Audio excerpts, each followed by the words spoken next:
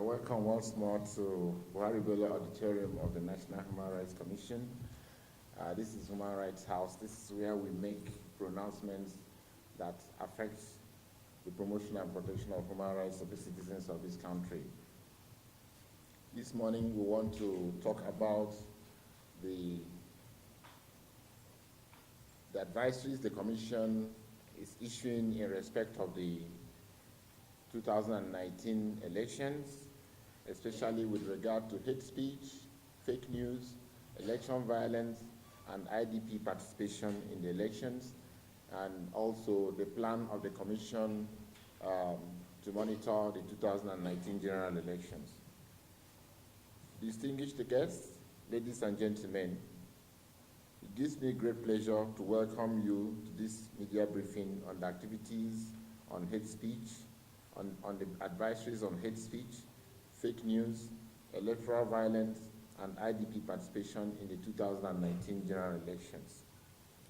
The National Human Rights Commission is empowered to her mandate under Sections 6A and O of the National Human Rights Commission Act 1995 as amended, to deal with all matters relating to the promotion and protection of human rights in Nigeria, and on its own initiative or when requested, report on the actions that should be taken by the federal, state, and local governments to comply with human rights standards.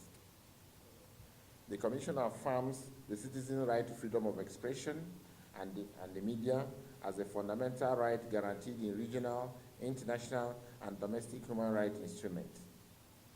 Section 39 of the Constitution of the Federal Republic of Nigeria 1999 as amended also guarantees the right to freedom of expression and the press. Article 9 of the African Charter on Human and People's Rights provides that every individual shall have the right to receive information and to express and disseminate his opinions within the law. That is the angle from where we are coming in. We want peace to reign. We don't want vote buying. We don't want fake news. We don't want hate speeches. We don't want election violence, because once these things happen, the next thing is human rights violation. And that will be a headache for us. Already, the number of complaints we get here are overrunning us. You can imagine if there's any violence in this election, who knows how many complaints that will pour into this commission. So that's why we are crying and appealing to everybody. Please, all these things that can lead to violation of human rights, let us dip them in the bud.